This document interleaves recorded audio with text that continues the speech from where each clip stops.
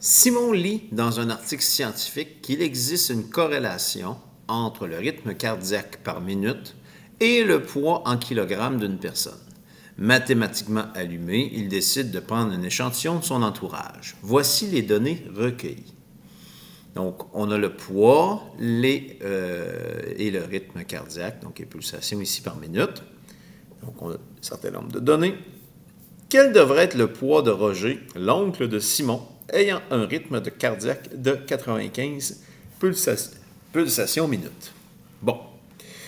Donc là, quand on voit qu'il y a une corrélation ici qui a été nommée, donc on nomme la notion de corrélation à cet endroit ici. Donc, puisqu'on dit qu'il y a une corrélation, ça veut dire qu'on pourrait faire un nuage de points et établir la méthode utiliser la méthode de Mayer pour pouvoir trouver une droite de régression. Alors, la méthode de Mayer, on se rappelle, il faut s'assurer que les données soient situées en ordre croissant selon les valeurs de X ici. Donc, si on met X, le poids, puis Y, le rythme cardiaque, on s'assure que c'est en ordre croissant, c'est déjà le cas, et on doit séparer en deux groupes. Donc, ici, j'ai 1, 2, 3, 4, 5, 6, 7, 8, 9 données, 9 couples de données. À ce moment-là, on va placer un élément de plus, un couple de plus dans le premier groupe. Donc, 1, 2, 3, 4, 5 ici. Donc, ma séparation du premier groupe et du deuxième groupe va se situer ici. Donc, j'ai 5 valeurs dans le premier groupe et 4 dans le deuxième groupe. Je vais donc établir la moyenne donc pour trouver mes coordonnées en X et en Y. Donc, X1 bar, je fais la moyenne des 5 valeurs de X. Donc, 45 plus 68 plus 72 plus 80 plus 91 divisé par 5. On va faire la moyenne de ça. Donc, 45 plus 68 plus 72 plus 80 plus 91 divisé par 5, ça nous fait 71,2. Donc, 71,2. On va trouver notre Y1 en même temps. Donc, Y bar 1. Je fais la moyenne des Y, donc 70 plus 76 plus 82. Plus 80 et 89.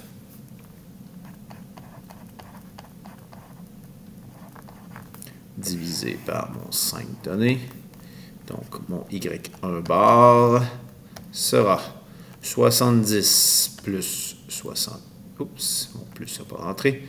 Plus 76 plus 82 plus 80 plus 89 et divisé par 5, 79,4.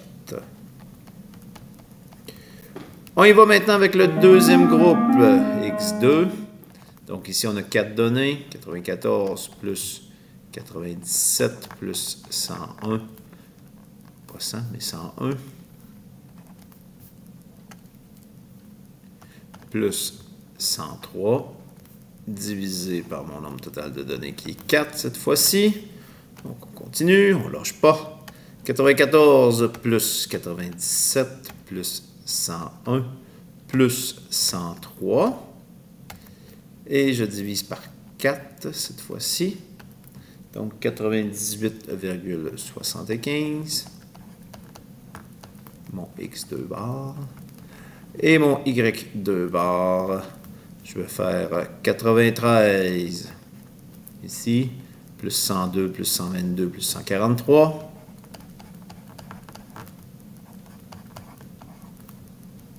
Oups, 122, plus 143, divisé par 4.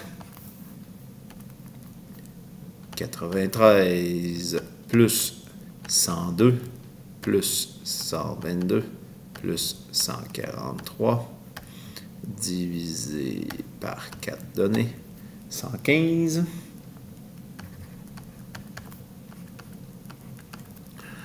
Donc, on se retrouve avec un premier couple qui est 71,2, 79,4 et un deuxième couple 98,75 et 115. À partir de ces deux couples-là, on peut trouver notre pente. Donc, notre pente en faisant Y2 moins Y1 sur X2 moins X1. Donc, 115, ici, donc si je prends X1, Y1, X2, Y2, donc 115 moins 79,4 sur 98,75 moins 71,2. Donc, 115 moins 79,4, ça fait 35,6 sur 98 point, pas moins, mais point 75 moins 71,2, ça fait 27,55. Donc, je divise pour avoir mon taux de variation. Donc, 35,6 divisé par 27,55. Ça fait 1,29. Je vais aller chercher maintenant mon B. Donc, avec mon équation, Y égale AX plus B. Donc, Y égale 1,29X plus B. Je prends un des deux couples ici. Donc, 79,4 est égal à 1,29 fois 71,2 plus B. 79,4 égale, je vais calculer ici mon 1,29. 1,29 fois 71,2. Ça me donne 91,84,8.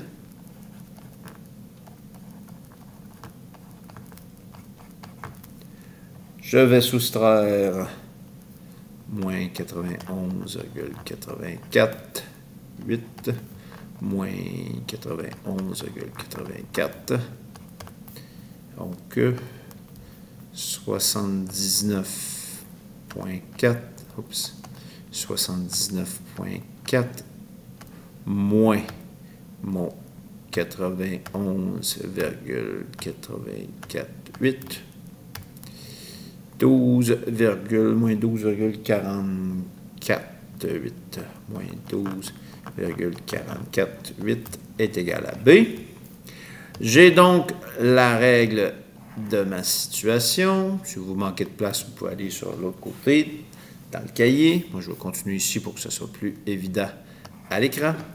Donc, j'ai Y égale 1,29X moins 12,44,8. Et là, on voulait savoir le poids de Roger. Donc, le poids de Roger qui a 95 pulsations minutes. Donc, le poids que l'on cherche, c'est le X et 95 pulsations minutes, c'est ma valeur de Y. Donc, je vais pouvoir remplacer dans mon équation mon Y par 95.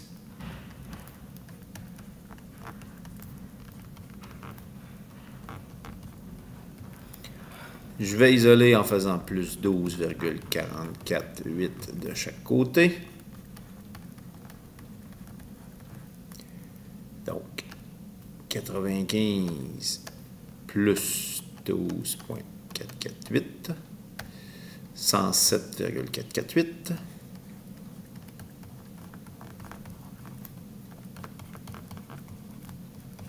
Je divise par 1,29 de chaque côté.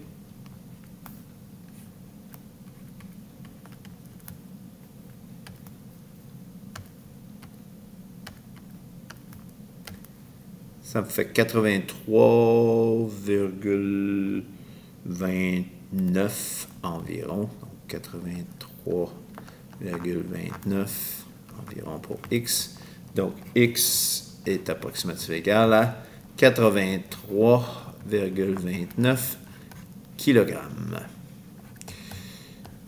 Maintenant, pour la question B. Donc, à la question B, on nous demande quel serait le rythme cardiaque d'Hortense, la grand-mère de Simon, ayant un poids de 108 kg. Donc, cette fois-ci, le poids, c'est mon X. X vaut 108. Et on veut savoir le Y. Donc, je repars avec mon équation Y égale 1,29X plus, moi je mets comme un blanc. Donc, moins 12,448. Donc, moins 12,448 ici. Je vais remplacer mon X par 108. Donc, 1,29 fois 108, moins 12,448. Je fais mon calcul. Donc, 1,29 fois 108. Ce qui nous donne 139,32. Auquel je vais devoir soustraire 12,448. Donc, moins 12,448. Ça nous fait 126,872. Donc, Y égale 126,872. C'est bien ça, 872. Donc ici, puisqu'on parle de pulsation cardiaque, on pourrait dire environ 127 pulsations. Dans ce cas-ci.